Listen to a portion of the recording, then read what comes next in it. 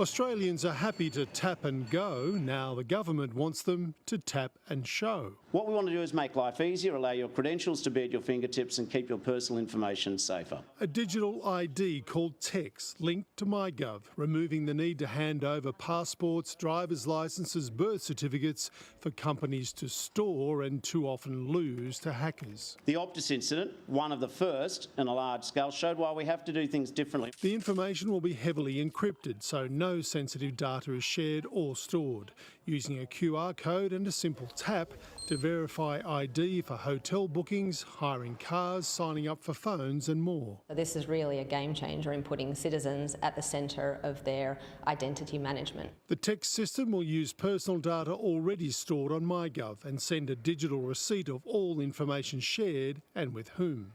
The chance of fraud reduced, but not entirely removed. Some people will go and try and create false MyGov identities. We're trying to strengthen all of the issues against that. The TEX system is in the final stages of development with the aim of being rolled out next year. Using it, though, will be optional. Google and Telstra are helping develop the technology. TEX will be time-saving, it'll be money-saving. The opposition raising questions. Mr Shorten's talking a big game, but let's wait and see whether he can actually deliver. Saying tap and show is a wait and see. Mark Riley, 7 News. We start here in the UK on an issue that's divided the country over the last few decades. Every adult will need a new government-issued digital ID to prove they live and can work here. Well, under plans to be announced by the Prime Minister on Friday, the move is part of efforts to crack down on illegal working. Most European countries already require their citizens to hold ID cards, but the UK has long resisted, with concerns over civil rights and privacy issues. Here's our political correspondent, Ian Watson. ID cards are not a new idea. They were compulsory during the war and not abolished until 1952. The idea was revived in 2005 by Tony Blair's government. Look into the mirror. The then Home Secretary was seeing how these biometric cards would work. They were supposed to tackle illegal working and establish entitlement to public services, but the scheme faced technical challenges and political opposition and hadn't been implemented by the time of the 2010 election, when the Conservative Lib Dem coalition scrapped them. And now the idea has been revived under this Labour government. Ministers have been looking at a digital ID scheme in Estonia in Eastern Europe, which is used to access public services. And they believe that attitudes towards ID cards have softened as concerns about illegal immigration have risen. The government's direction of travel has been clear for some time. Earlier this month, Keir Starmer told the BBC why he thought they were a good idea. I'm determined to stop people making that crossing across the channel and to get people out of our hotels. And therefore I am looking at ID cards or digital ID, because we do need to look at the pull factors. The Prime Minister, he believes this is an important weapon in his armoury to tackle illegal immigration, but his idea is creating clear blue water between government and opposition. Keir Starmer scrapped the Rwanda removals plan without having any other plan in place. He said he was going to smash the gangs. He hasn't done that. Digital ID cards is not going to smash the gangs or stop the boats. I fear this is a bit like what they tried to do before, where it's authoritarian, where it's centralised, where it's controlled by the state, and we should oppose that like we did before. And there are practical questions. If digital ID requires a phone or computer, what happens if you don't have one? The government says it will consult on the details, so don't expect to have to prove your identity online just yet. Ian Watson, BBC News. Well, let's go live to Westminster. Our political correspondent David Cornock is standing by for us. Hi, David. So this isn't going to be straightforward, is it? No, it's not. There are, as Ian said, lots of practical questions, difficulties of persuading people that they need this sort of digital ID.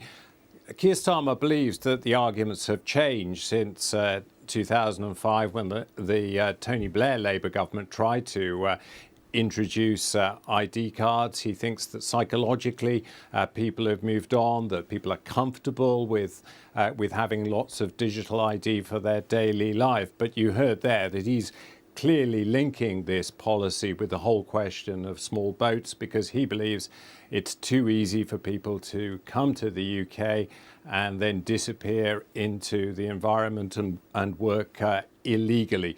But big questions about the arguments over civil liberties, and certainly there are some on the left as well as those on the right who are very unhappy with this policy initiative.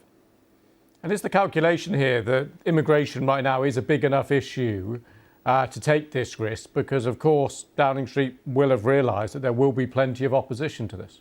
Yeah, I think that's certainly a part of it. And the government wants to be seen to be tackling small boats. It's not succeeded in stopping those crossings this year. It's had limited success with a deal with France, a one in, one out deal. But overall, if you look at the opinion polls, if you look at the rise of Reform UK, you can see that immigration has soared as a political issue of concern to voters. And I think in a speech tomorrow, we will hear more from Keir Starmer talking about the need to listen to people's concerns about immigration. And he clearly thinks that a digital ID pass is part of reassuring people that the government is actually tackling something that matters to a lot of them.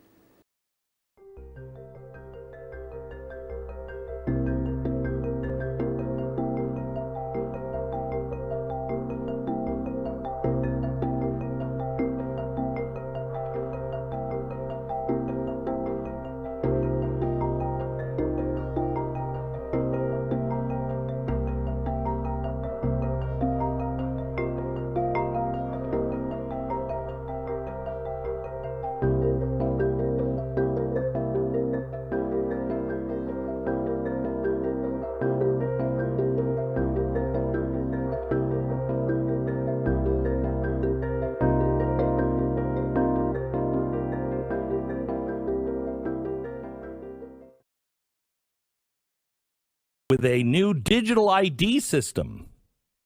Under the framework, the WEF proposes collecting data from many aspects of people's everyday lives. That's a quote. Through their devices, telecommunication networks, and third-party service providers.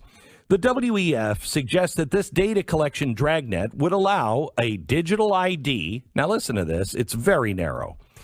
It would allow a digital ID to scoop up data on people's online behavior, purchase history, network usage, credit history, biometrics, names, national identity numbers, and medical history. Plus your travel history, social accounts, e-government accounts, bank accounts, energy uses, health stats, education, and I love this one, and more. What's left? Once the digital ID has access to this huge, highly personal set of data, the WEF proposes using it to decide whether users are allowed to, quote, own and use devices, quote, open bank accounts, quote, carry out online financial transactions, quote, conduct business transaction, quote, access insurance and treatment, book trips, still quoting, go through border control between countries or regions, still quoting, access third-party services that rely on social media logins, file taxes, vote, collect benefits, end quote.